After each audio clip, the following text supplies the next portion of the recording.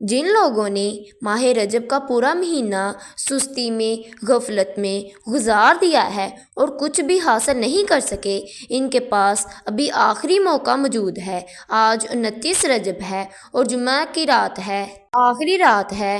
جو بندہ دن کے وقت یہ ذکر کر لیتا ہے، اللہ تعالیٰ کو ذکر کرنا اتنا پسند ہے کہ اللہ اس بندے کو پسندیدہ بندہ بنا لیتا ہے، اپنا دوست بنا لیتا ہے، تو اللہ کا محبوب بن جاتا ہے، اور پھر وہ اللہ کی بارگاہ میں جو کچھ بھی مانگتا ہے اللہ اس کو عطا فرما دیتا ہے۔ دیکھیں، عمل انتہائی آسان ہے، سب سے بڑا مجرب ہے، یہ تفسیر درسہ رکھتا ہے، اور اس دن پڑھنے والے کو ہر ایک چیز سے نواز دیا جاتا ہے۔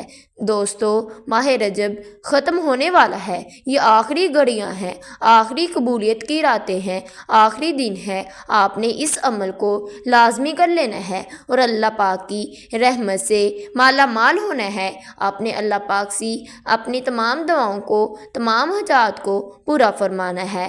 یہ تسبیحات پڑھ کر اللہ کے محبوب بن سکتے ہیں۔ اللہ تعالیٰ اس بندے کے لیے معرفت کے دروازے کھول دیتا ہے، اللہ رحمت کے دروازے کھول دیتا ہے، اللہ اس کی بدولت اس بندے کو وہ سب کچھ عطا فرما دیتا ہے۔ وہ بھی رب کی بارگاہ سے مانگتا ہے، جس چیز کی وہ تمنا کرتا ہے، جو چیز اس کو چاہیے اللہ تعالیٰ فرما دیتا ہے، اسے دے دیتا ہے، اس کی تمام دعاؤں کو قبول فرما لیتا ہے۔ یہ رجب کا آخری عشرہ ہے، آخری قبولیت کی گھڑیاں ہیں۔ حضرت سیدنا انس بن مالک رضی اللہ تعالیٰ عنہ فرماتے ہیں، حضور صلی اللہ علیہ وآلہ وسلم اس مہینے میں کون سی دعا فرماتے تھے؟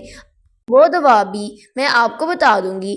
آپ نے اس عمل کے شروع کرنے سے پہلے اس دعا کو پڑھ لینا ہے، اس سے آپ کی حاجات پوری ہو جاتی ہیں۔ حضرت ابو ہریرہ رضی اللہ تعالیٰ عنہ بیان فرماتے ہیں، اللہ تعالیٰ نے جمعرات کی رات جنت کے تمام دروازے کھول دیے جاتے ہیں اور ہر اس بندے کی بخشش کر دی جاتی ہے، اور اللہ تعالیٰ کا ذکر کرتا ہے، اس کے ساتھ کسی کو شریک نہیں ٹھہراتا سوائے اس بندے کے جو اپنے بھائیوں کے بارے میں، اپنے رشتہ داروں کے بارے میں عز رکھتا ہو۔ اللہ تعالیٰ فرماتے ہیں، اس بندے کو مہلت دے دو یہاں تک کہ صلح کر لے۔ اور میرے آقا نے یہ الفاظ 3 مرتبہ ارشاد فرمائے۔ 3 مرتبہ آقا صلی اللہ علیہ وآلہ وسلم نے فرمایا، میرے پیارے بھائیوں اور میرے بہنوں، آپ نے کرنا کیا ہے؟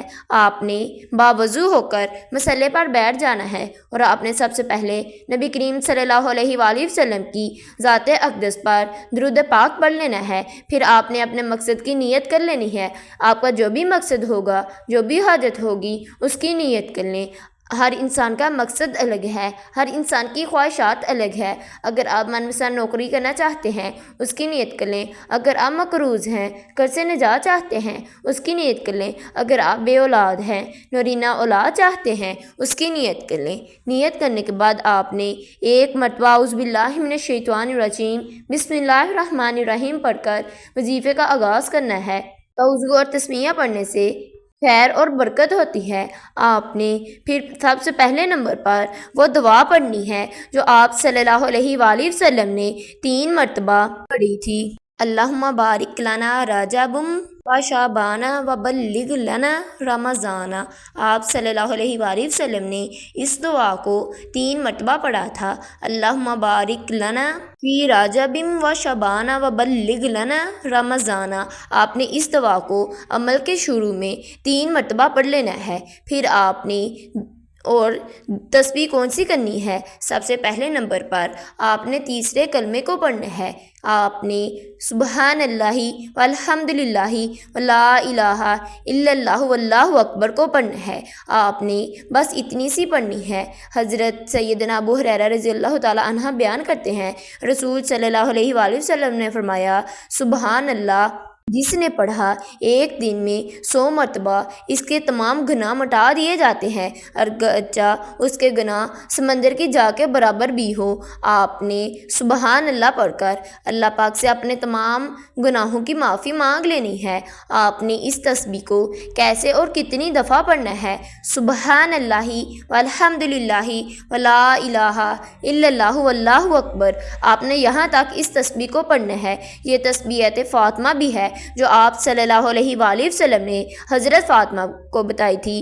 اس میں سبحان اللہ بھی آ جاتا ہے، الحمدللہ بھی آ جاتا ہے، اللہ اکبر بھی آ جاتا ہے۔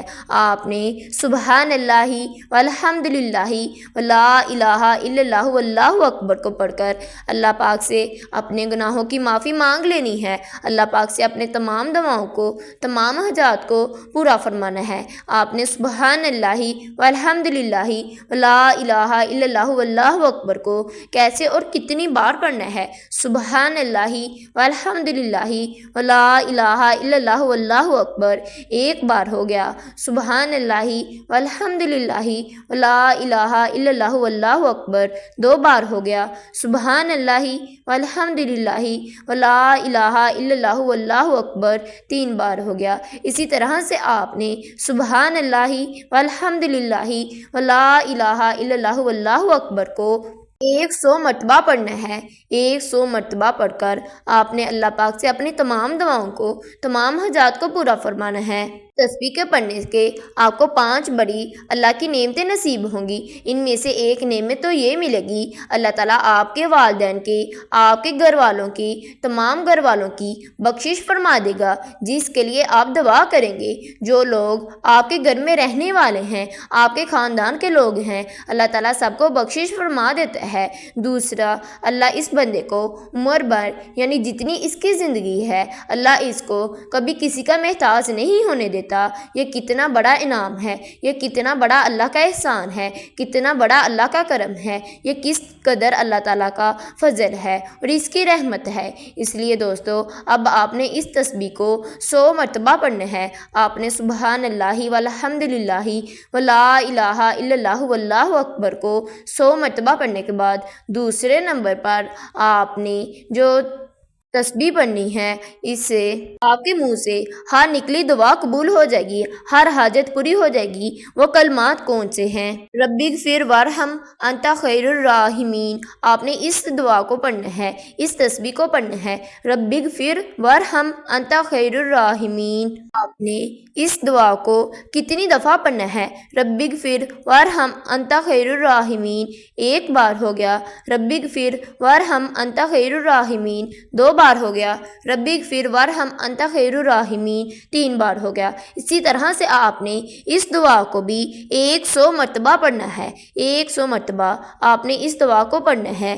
حضرت جویریہ رضی اللہ تعالیٰ عنہ، جو آقا صلی اللہ علیہ وآلہ وسلم کی بیوی ہیں، زوجہ ہیں، حضور صلی اللہ علیہ وآلہ وسلم صبح کی نماز پڑھنے کے بعد صبح ہی ان کے پاس سے چلے گئے اور وہ اس وقت ہی اپنی نماز کی جگہ پر بیٹھی تھی۔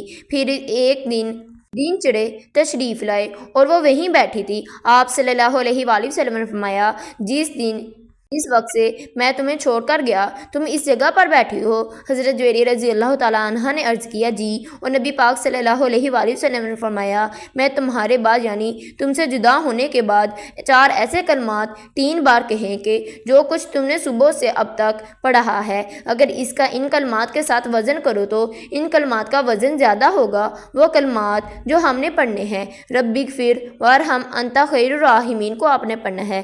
پھر آپ نے تیسرے نمبر پر درود پاک کو پڑھنا ہے۔ آپ نے درود ابراہیم پڑھ لیں، آپ چاہیں صلی اللہ علیہ وآلہ وسلم پڑھ لیں۔